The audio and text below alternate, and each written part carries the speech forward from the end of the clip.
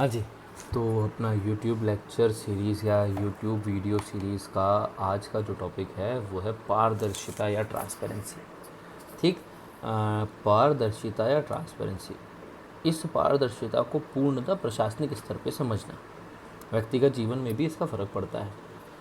जैसे कि पारदर्शिता का एक सिंपल सा एग्जांपल देता हूँ। कई लोगों के बारे में कहा जाता है कि वो बंदा तो खुली किताब है, जैसा है वो सबको पता है, कोई भी चीज़ उसके जीवन में छुपी नहीं है। सामान्यतः ऐसे लोग देखने को थोड़े से कम ही मिलते हैं। हर आदमी की कुछ ना कुछ चीज़ें रहती हैं जो वो समाज से छुपा के रखता है, अपने कुछ खास लोगों तक ही पहुंचने देता है। ठीक।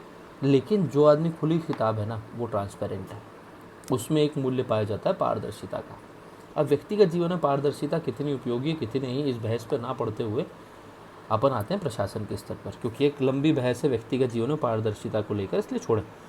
लेकिन यहाँ अपने लिए प्रशासन में पारदर्शिता इंपॉर्टेंट है, तो प्रशासन की पारदर्शिता के लिए अपन इसको लेके आते हैं कि अगर प्रशासन में होने वाला एक एक काम, यदि शासन में होने वाला एक एक काम, चाहे वो कार्यपालिका स्तर पर हो चाहे विधायिका के स्तर पर हो, अगर उसकी जानकारी आम जनता तक है डिट्टो वैसी की वैसी, तो वो कहलाएगा पारदर्शी प्रशासन या पारदर्शी शासन, और इस गुण को कहेंगे पारदर्शिता।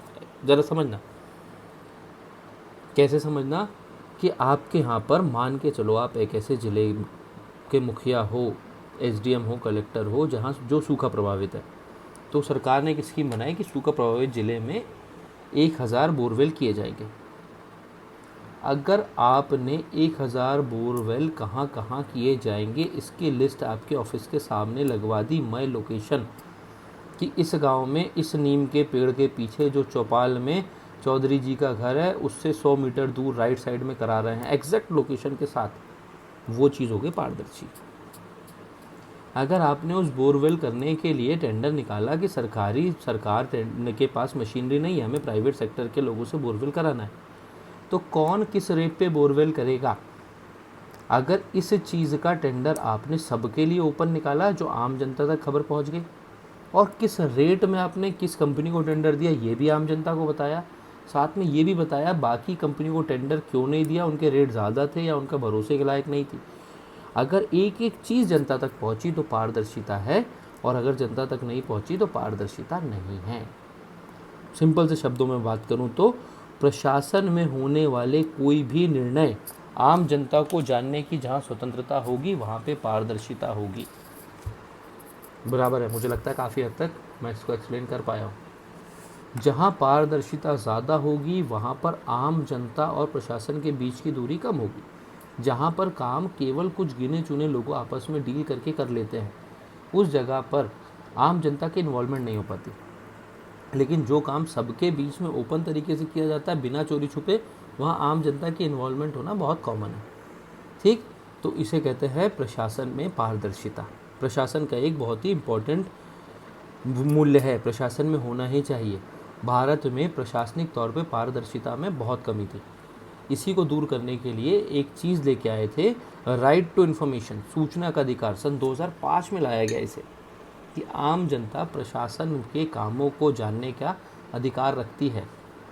बहुत ही क्रांतिकारी बदलाव आया इस सूचना के अधिकार से। बड़ा सिंपल सा है, अगर मुझे ये पता है कि जो काम मैं कर रहा हूँ किसी को पता चलने वाला है नहीं, तो मैंने बोर करने का, मैं वही अधिकारी हूँ जिसको बोर करने का टेंडर देना था और मुझे पता है किसी को नहीं पता चलने वाला, तो मैं बोर करने का टेंडर किसको दूंगा? अपने किसी भाई को दूंगा, अपने किसी दोस्त को दूंगा, या उसको दूंगा जो मुझे ज़्यादा रिश्वत देगा।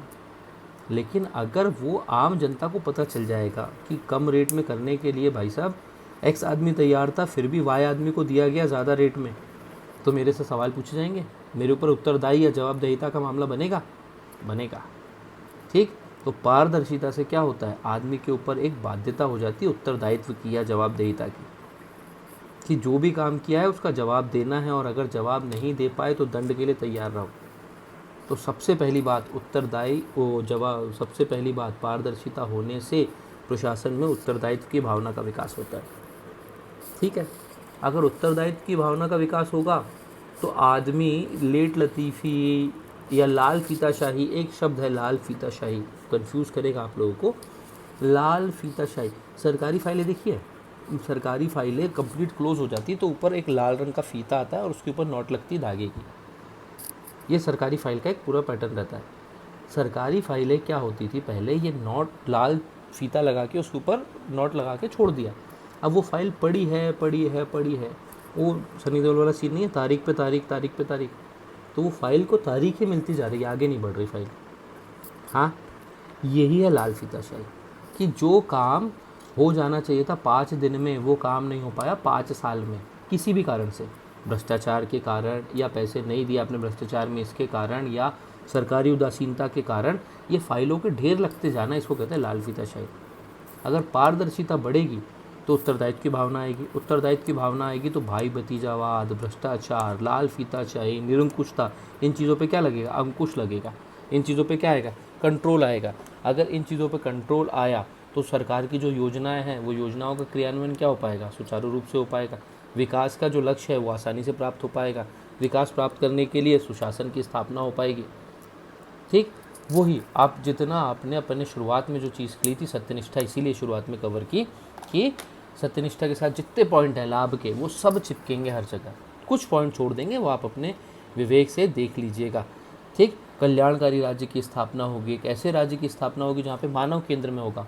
अगर मैं ही हर चीज़ को जानने का अधिकार रखता हूँ तो अपनी भलाई के लिए काम कराऊंगा, समाज की भलाई के लिए काम कराऊंगा, तो प्रशासन केंद्र में है कि मानव, मानव केंद्र में। भलाई किसकी देखी जा रही है, मानव की देखी जा रही है। ठीक, प्रशासन में पारदर्शिता, यहाँ पे कोई भी मूल्य पढ़ेंगे ना वही चीज़ है। मूल्य क्या है, डेफिनेशन, मूल्य के लाभ क्या है, उसके बाद मूल्य के लाभ के साथ मूल्य को प्रशासन में बढ़ाने के लिए क्या क्या मतलब प्रशासन में बढ़ाने के तरीके क्या क्या है। ठीक, अगर ये मूल्य नहीं होगा तो इसकी हानियाँ क्या क्या है, मूल्य के ना होने की हानि, मूल्य की कभी हानि नहीं होती, लेकिन अगर वो मूल्य प्रशासन में नहीं है तो उसकी क्या हानि होगी। ठीक, वो और कुछ अभिनव चीज़ें हों तो वो पढ़ने का यही तरीका है। जो आप लोग कहते हैं ना फॉर्मेट क्या रहेगा लिखने का, वो यही है। डेफिनेशन क्या है, लाभ क्या है, हानि क्या है, इसके ना होने की हानि क्या है, प्रशासन में बढ़ाने के उपाय क्या हैं। और एथिक्स में क्वेश्चन आता है ना तो बड़े स्पेसिफिक आते हैं, जैसे कि वर्तमान प्रशासन में पारदर्शिता मूल्य को समझाते हुए उसको प्रशासन में बढ़ाने के उपाय बताइए, या पारदर्शिता मूल्य की महत्ता बताइए, पारदर्शिता ना होने के कारण प्रशासन को हो रहा नुकसान बताइए। तो कभी खिचड़ी नहीं बनाता कि 3-4 चीज़ें एक साथ पूछे। आप लोगों के पास ऑनलाइन में कुछ हो चाहे नहीं हो, एमपीपीएससी के पुराने सिलेबस है, तो आप अपना जो टॉपिक हो चुके हैं उनके बारे में आंसर लिख के देखें।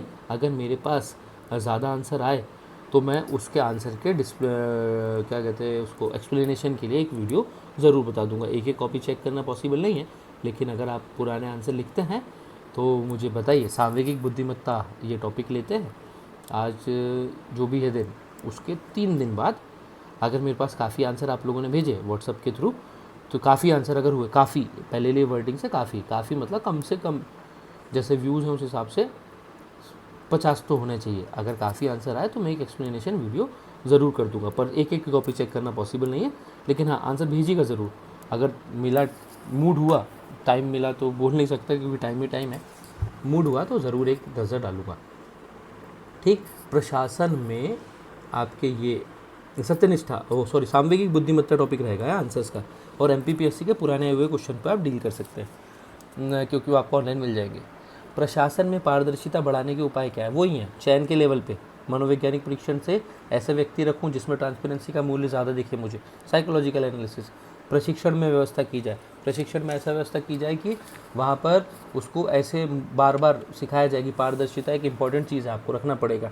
उसको ऐसी आचार संहिता दी जाए जिसमें साफ साफ उल्लेख हो कि अगर आपने पारदर्शिता को नहीं अपनाया गया तो उसके खिलाफ आपको कोई ना कोई प्रशासनिक कार्रवाई से गुजरना पड़ेगा। एक ऐसे नियमों का समूह बनाया जाए जिसमें प्रशासनिकता ना रखने के कारण प्रशासन में पारदर्शिता ना रखने के कारण कुछ नेगेटिव इम्पैक्ट आदमी को भुगतना पड़े, जैसे उसके प्रमोशन रोक दिया जाए, जैसे उसकी जो सीआर रिपोर्ट होती है अधिकारियों की, वो सीआर रिपोर्ट में नेगेटिव रिमार्क दिया जाए। सीआर रिपोर्ट हर अधिकारी की कुछ ना कुछ, मुझे सीआर का फुल फॉर्म इस टाइम याद नहीं आ रहा है, कैजुअल रिपोर्ट कहते हैं शायद। हर अधिकारी की वार्षिक तौर पर मूल्यांकन करता है उसके ऊपर का अधिकारी, जिसकी वैल्यू होती है उसके प्रमोशन वगैरह में। अगर आपने सही काम नहीं किया, पारदर्शिता नहीं है, तो आपकी वो रिपोर्ट क्या लिखी जाएगी, गोपनीय रिपोर्ट क्या लिखी जाएगी, उसमें ख़राब रिमार्क दिए जाएंगे जिससे प्रमोशन नहीं होगा। अगर आप ऐसी चीज़ें सिखाएंगे तो आदमी मजबूरी में आके पारदर्शिता के मूल्य को क्या करेगा, अपनाएगा। आखिर में पारदर्शिता बढ़ाने के लिए एक इंपॉर्टेंट फैक्टर क्या है? Civil society, NGOs. आपने देखा होगा राइट टू इन्फॉर्मेशन का सबसे ज़्यादा यूज़ करने वाली चीज़ कौन सी थी? एनजीओस। जितना ज़्यादा जनता खुद पारदर्शिता के लिए आवाज़ उठाएगी, प्रशासनिक तौर पर कर्मचारियाँ उतने ही करने के लिए मजबूर होंगे ही होंगे। ठीक, तो ये वाला सीन भी होगा। और क्या कर सकते हैं? आम जनता, अगर जनभागिता हो गई तो पारदर्शिता बढ़ेगी। सरकार ने तो दे दिया ना आपको राइट टू इन्फॉर्मेशन, लेकिन राइट टू इन्फॉर्मेशन से खबर निकालने की जिम्मेदारी किसकी? आपकी है। आप जितना मेहनत कर सकते हो राइट टू इन्फॉर्मेशन पे, उतनी ज़्यादा खबर आप तक पहुँचेगी। जितनी खबर पहुँचेंगी उतने भ्रष्टाचार या घोटाले का उजागर होगा। राइट टू इन्फॉर्मेशन भारत में बड़े बड़े घोटाले उजागर करने का एक हथियार बना है। इसके कई प्रॉब्लम भी हुए। अपन राइट टू इन्फॉर्मेशन को डिटेल में पढ़ेंगे भ्रष्टाचार के साथ। राइट टू इन्फॉर्मेशन फ़ायदे का सौदा भी रहा, उसमें नवीन तौर पे कुछ संशोधन भी किए गए हैं, जिसमें सरकार ने थोड़े कुछ कदम पीछे भी हटाए हैं। तो एक बड़ा टॉपिक है, बाद में देखेंगे, लेकिन अभी के लिए इतना काफ़ी है राइट टू इन्फॉर्मेशन। ठीक, तो ये हो गया पारदर्शिता क्या है, इसके लाभ क्या है, इसको बढ़ाने के तरीके क्या हैं। लाभ सत्यनिष्ठा के जितने लाभ हैं आप वही कॉपी कर सकते हैं, बढ़ाने के तरीके सत्यनिष्ठा वाले कॉपी कर सकते हैं। और इसके ना होने से कमियां, सीधी सी बात है, पारदर्शिता नहीं होगी तो भ्रष्टाचार ज़्यादा होगा, भाई भतीजावाद ज़्यादा होगा, लाल फीताशाही ज़्यादा होगी, कल्याणकारी योजनाओं का क्रियान्वयन कम होगा, जनता तक जो गुणवत्तापूर्ण सेवाएं हैं वो नहीं पहुंच पाएंगी। ठीक, जब कोई पूछने वाला ही नहीं है कि आपने कोरोना के समय लोगों को क्या राशन पानी पहुंचाया, कोई पूछने वाला ही नहीं है, तो 10 किलो का पैकेट की जगह आप कितने का पहुंचाओगे? 8 किलो का पहुंचाओगे, अगर भ्रष्टाचारी हो तो। लेकिन अगर कोई आपसे जवाब करने वाला है कि आपने पहुंचाया है, आपको आम जनता के सामने ट्रांसपेरेंट रखना है कि भैया मैंने फलाना कंपनी, जो आटा कंपनी थी, उसको टेंडर दिया और उसने 10-10 किलो के 10,000 पैकेट पहुंचाए, जिनको 3 जगहों पे तोला गया। ये पारदर्शिता अगर आप रखने वाले आदमी हो तो भ्रष्टाचार होगा ही नहीं। पारदर्शिता रखने की जिम्मेदारी नहीं है आपको, टेंशन ही नहीं है, तो आप 10 किलो की जगह पहुँचाओगे 8 किलो। 10,000 पैकेट थे, 2 किलो पर पैकेट बचाया, 20,000 किलो बचा लिया आपने। 20 रुपये किलो आटा, 20,000 किलो बचा चुके थे, 4 लाख का कार्यक्रम यहाँ पे कंप्लीट हो चुका है। ठीक, प्रशासन में इस भ्रष्टाचार को रोकने के लिए पारदर्शिता लाई गई है। बहुत ज़्यादा भ्रष्टाचार होता था टेंडर के लेवल पे। वो जो टेंडर इशू होते हैं ना, उसमें भ्रष्टाचार हद मात्रा में था। टेंडर निकाला गया, किसी भी चीज़ का बंद लिफाफे में टेंडर के लिए आपकी टेंडर्स आ चुके हैं, बस ट्रांसपेरेंसी बिल्कुल नहीं है। ओपन बिडिंग होती नहीं थी, खुली नीलामी होती नहीं थी। सब नियम कहता था कि या तो सबसे ज़्यादा बोली लगाने वाले को दिया जाएगा कोयले की खदान, या सरकारी काम करवाना है, कोई बिल्डिंग बनानी है तो सबसे कम बोली लगाने वाले को दिया जाएगा। लेकिन ओपन बिडिंग है ही नहीं, लिफाफे क्लोज है, पारदर्शिता है नहीं, कोई सवाल पूछ नहीं सकता दूसरी कंपनी ने कितने का लगाया था, तो उसको दिया जाता था जो भ्रष्टाचार के चांसेस ज़्यादा हो। लेकिन अब पारदर्शिता के साथ मामला क्या हो चुका है? ऑनलाइन बिडिंग हो गई है। ओपन ऑनलाइन बिडिंग में आप करो छेड़छाड़, आपको पूरा पता चल जाता है किस आदमी ने 2 रुपये की बोली लगाई थी, किसने 5 की, किसने 8 की। अगर आपको सबसे कम वाले को देना है तो आपको 2 वाले को ही देना पड़ेगा, क्योंकि पूरी जनता ने देखा है सबसे कम बोली 2 रुपये की थी। सबसे ज़्यादा वाले को देने का नियम है तो 8 को ही देना पड़ेगा, क्योंकि सबको पता है कि 8 ही। ठीक, पारदर्शिता लाने के प्रयास या उपाय वही सूचना का अधिकार सन 2005, डिटेल में पढ़ेंगे इसको। सिटीजन चार्टर भी डिटेल में पढ़ेंगे, लेकिन यहाँ पर एक शॉर्ट में समझाने के लिए समझा देता हूँ। जैसे मध्य प्रदेश में आया है, मध्य प्रदेश लोक सेवा गारंटी अधिनियम आया है, आप देखेंगे उसको अपन आगे भी, आपने भी कभी ना कभी सुना होगा। मध्य प्रदेश लोक सेवा गारंटी अधिनियम ये बताता है कि कोई भी सरकारी विभाग कितने दिनों के भीतर फलानी सेवा को आम जनता तक पहुंचाएगी। जैसे कि मैं गया मेरा जाति प्रमाण पत्र बनाने, तो लोक सेवा गारंटी कानून बताता है कि जाति प्रमाण पत्र 2 दिन में बनना है, 3 दिन में बनना है कि 5 दिन में बनना है। इससे ज़्यादा समय अगर किसी प्रशासनिक अधिकारी ने बनाने में लिया तो उसके खिलाफ कार्रवाई की जाएगी, आर्थिक दंड लगाया जाएगा। बड़ा शानदार सीन है। एक बार मैं ये एग्जांपल दे रहा था टेक्नोलॉजी की क्लास में, ई गवर्नेंस में।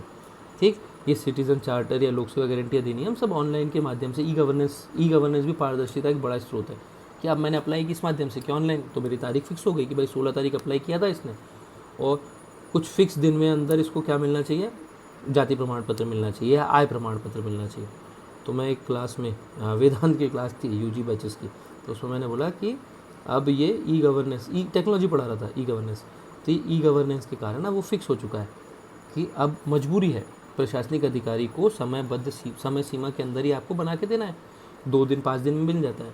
मैंने कहा 5 दिन या 7 दिन में बन जाता है, ऐसे में कुछ बोला। यूजी बैच बच्चे छोटे होते हैं, एक बच्चा पीछे से चिल्लाया, सर 3 दिन में मिल जाता है। तो मैंने कहा हाँ भाई 3 दिन में मिल जाता होगा। मैंने कहा लो 3 में मिल जाता है। तो वो बड़े धीरे से बोलता है, सर को नहीं पता है 3 में मिलता है कि 5 में, ये तो ऐसे ही गोल घुमा रहे हैं गुरु। नॉर्मली क्लासों में हंसी मजाक का बड़ा सीन हो जाता है।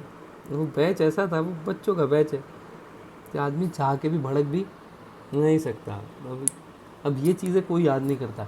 क्या है प्रमाण पत्र देना कितने दिन में ज़रूरी है, या जाति प्रमाण पत्र, तो हम भी नहीं करते।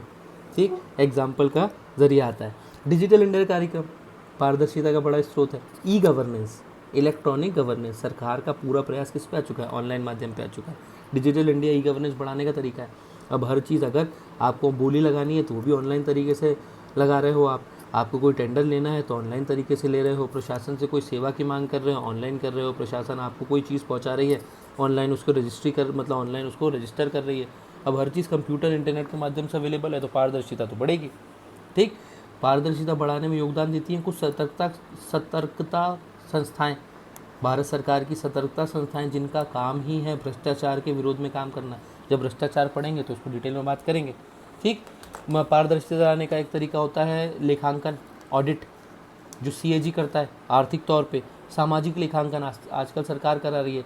सोशल ऑडिट, कि आपने जो भी कार्यक्रम किया है उसका समाज पे क्या फ़र्क पड़ा, फ़ायदा हुआ कि नुकसान हुआ, तो ये सब इसका एक जरिया है। ठीक, इसको देखें, नोट्स आपको मिल जाएंगे। और कई लोगों ने कल जब मैंने वो मैसेज डाला कि सब्सक्राइबर नहीं है तो बोर हो रहा हूँ तो क्लास बंद करूँ, तो कुछ लोगों ने मुझे दिया कि सर बाकी लोग जो बाहर के हैं नहीं देख पा रहे, उनको नोट्स नहीं मिलते, इसलिए भी प्रॉब्लम आ रही होगी, तो उनके लिए बनाया गया टेलीग्राम चैनल। अपने ग्रुप वाले भी टेलीग्राम चैनल पे शिफ्ट हो जाएं, तो व्हाट्सअप ग्रुप बंद कर दिया जाए, तो ये वो बेटर रहेगा। वैसे भी व्हाट्सअप में से 1500 ग्रुप बने हुए हैं, मतलब दोस्त यारों के हमारे, तो उसमें एक और बढ़ जाता है, तो कई बार वो थोड़ा सा एक मैसेज करते टाइम बहुत कॉन्शियस होना पड़ता है कौन से ग्रुप में जा रहा है कौन से नहीं। एक का मैसेज था कि सर बौद्धिक सत्यनिष्ठा और बौद्धिक पाखंड में क्या अंतर है। ठीक, इंग्लिश में मैसेज था वैसे वो कि इंटेलेक्चुअल इंटीग्रिटी और इंटेलेक्चुअल हाइपोक्रेसी, इसके बीच में क्या डिफरेंस है। अगर मैं गलत नहीं है मेरी इंग्लिश तो बड़ा सिंपल सा है साहब। बौद्धिक सत्यनिष्ठा या आपकी इंटेलेक्चुअल इंटीग्रिटी मतलब सीधा सा है, अगर मैं कोई मापदंड बनाता हूँ स्वयं के लिए, या मैं कोई मापदंड बनाता हूँ किसी दूसरे के लिए, अपने लिए भी सेम मापदंड रखूँगा। मेरे 2 मापदंड अलग अलग नहीं हो सकते। अगर मेरे लिए मापदंड है अहिंसा, तो वो अहिंसा का मापदंड बकरी ईद के टाइम पे अगर मैं लाऊंगा कि बकरा मारना ख़राब है, बकरी ईद में अहिंसा का मूल्य समाप्त हो रहा है, अगर उसको बुरा बोलूँगा तो मैं जो नरबलि किसी भगवान देवी देवताओं की पूजा में दी, नरबलि नहीं सॉरी पशु बलि किसी देवी देवता की पूजा में दी जाती है, तो उसको भी बुरा बोलूँगा।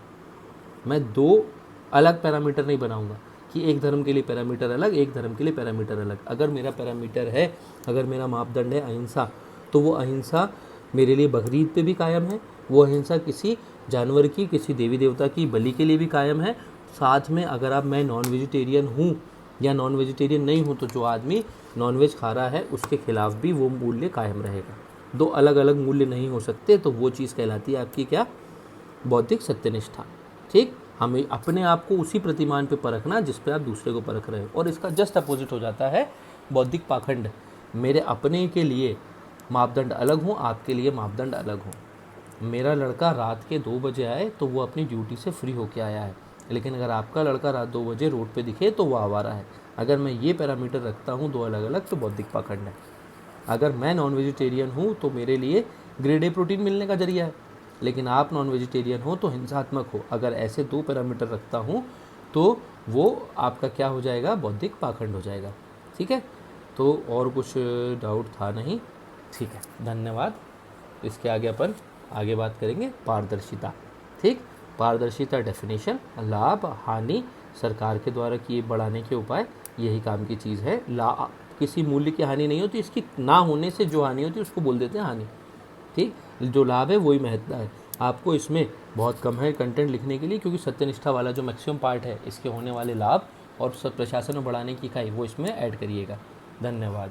Good day, good night.